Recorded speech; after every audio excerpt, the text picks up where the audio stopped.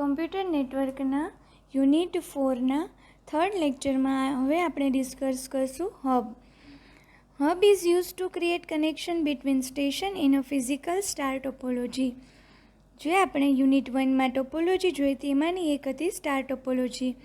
તો સ્ટાર ટોપોલોજીના જે સ્ટેશન હતા એ બધાને જે આપણે કહેતા હતા કે વચ્ચેના નોડ એટલે કે હબ જોડે એ કનેક્ટ કરે છે. તો એ હબ છે શું કરશે તો કે કનેક્શન પ્રોવાઈડ કરશે એ બધા સ્ટેશન વચ્ચે. Hub is a central network device that કનેક્ટ્સ network node as shown in figure.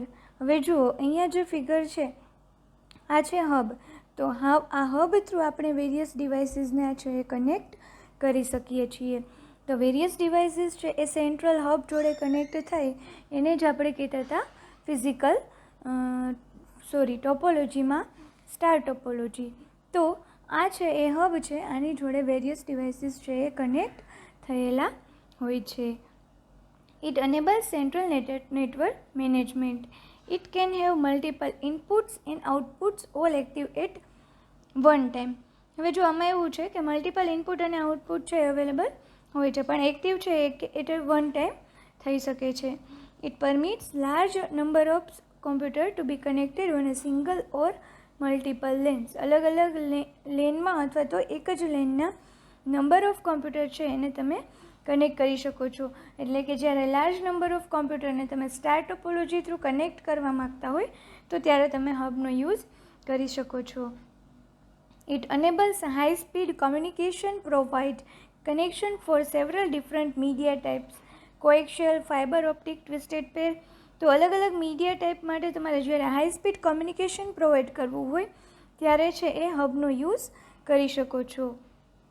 Basically there are 3 types of hub: active hub, passive hub and hybrid hub. તો let us discuss one by one. First we discuss active hub. Most hubs are active in that they regenerate and retransmit the signal the same way a repeater does. In fact, because hub usually have 8 to 12 ports for computers to connect to, they are often called multi-port repeaters. હવે જો active હબનું task છે એ same છે repeater જેવું જ, કે એ regenerate કરી અને પાછું રીટ્રાન્સમિટ કરશે, જેવી રીતે રિપીટર કરતું હતું એવી જ રીતે. પણ જનરલી હબ આગળ 8 થી 12 જેટલા પોર્ટ, 8 to 12 પોર્ટ્સ હોય છે, તો એને મલ્ટીપોર્ટ રિપીટર પણ કહેવાય છે. આના પહેલાંના આપણે જે ફર્સ્ટ લેક્ચર જોયું એમાં રિપીટર વિશે જોયું હતું. તો રિપીટરનું ટાસ્ક શું છે તો કે કોઈ પણ સિગ્નલ આવે એ સિગ્નલને રીજનરેટ કરી અને ફરીથી એને આગળ મોકલવું. તો સેમ ટાસ્ક છે એ એક્ટિવ હબનું છે. Active herbs need electric power to run. It contains a repeater which is hardware device that regenerates the received bits before sending to the link. Electric power ની requirement છે. Now second one is passive hub. It provides physical connection between the attached devices. Passive hub act as connection points and do not amplify or regenerate the signal. The signal passes through hub. Passive hub do not require electricity to run. જો passive હબનું task શું છે તો કે passive hub છે એ ખાલી physical connection provide કરે છે. એ amplify કરશે નહીં અથવા તો રીજનરેટ પણ કરશે નહીં. જેવું કામ એક્ટિવ હબ કરતું હતું કે એને રીજનરેટ કરીને રીટ્રાન્સમિટ કરતું હતું એવું કામ પેસિવ હબ કરશે નહીં. પેસિવ હબનું ટાસ્ક એની પાસે છે સિગ્નલ આવે છે એને પાછું એ સેન્ડ કરી દેશે, એનાથી પાસ થઈને આગળ જશે. તો એના માટે ઇલેક્ટ્રિસિટીની પણ રિક્વાયરમેન્ટ છે નહીં. And the third one is intelligent hub.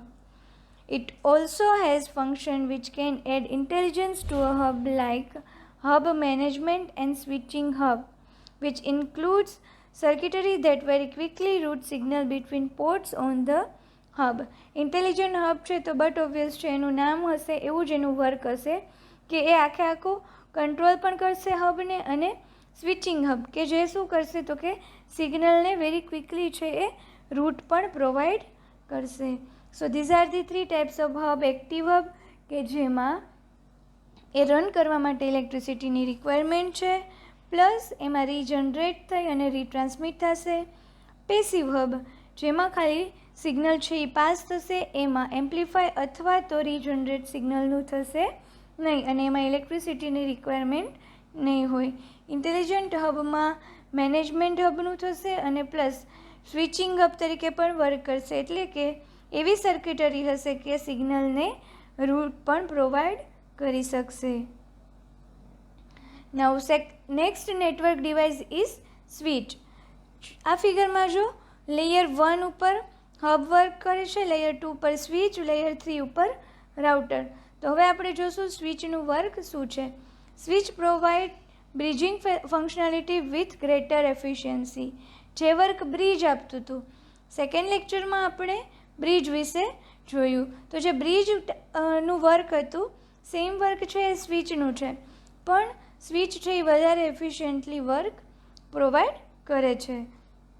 It acts as a multi-port bridge to connect devices or segment in a LAN as shown in figure.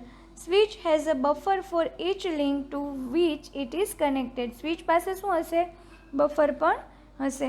Switch કયા લેયરમાં ઓપરેટ થશે? તો કે data link layer of the OSI મોડેલમાં operate થશે. When it receives a frame, it stores the framing buffer of receiving link and checks address to find outgoing link.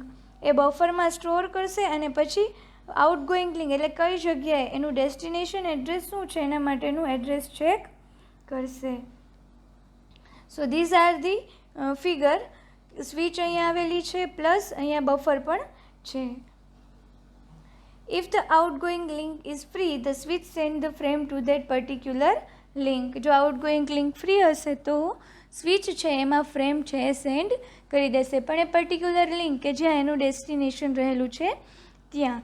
હવે બે અલગ અલગ ડિફરન્ટ સ્ટ્રેટેજી છે એ યુઝ કરી છે સ્વિચ માટે. પહેલી સ્ટ્રેટેજી છે store and forward switch, second strategy છે cut through switch. So let us discuss one by one. First is store and forward switch. This switch stores the frame in the input buffer until the whole packet has arrived. આ switch શું કરશે? તો કે ફ્રેમમાં store કરશે જ્યાં સુધી આખું જે પેકેટ છે એ આવી નહીં જાય ત્યાં સુધી. હવે કટ થ્રુ સ્વિચ શું કરશે? It forwards the frame to the output buffer as soon as the destination address is received. જેવું ડેસ્ટિનેશન એડ્રેસ આવી જશે એવું જ છે એ ડિરેક્ટલી ફ્રેમ છે એને ફોરવર્ડ કરી દેશે. એ છે એ વેઇટ નહીં કરે આખું પેકેટ આવશે ત્યાં સુધી. So this is the difference between store and forward switch and cut through switch. કે આવી જોઈએ એટલે તરત સેન્ડ કરી દેશે, જ્યારે સ્ટોર એન્ડ ફોરવર્ડમાં પહેલાં આખું પેકેટને રિસીવ થવા દેશે અને પછી છે એ મોકલશે. તો આજના લેક્ચરમાં આપણે બે નેટવર્ક ડિવાઇસ સ્ટડી કર્યા છે. ફર્સ્ટ ઓફ ઓલ આપણે સ્ટડી કર્યું વોટ ઇઝ હબ અને એના પછી આપણે જોયું સ્વિચ. Thank you.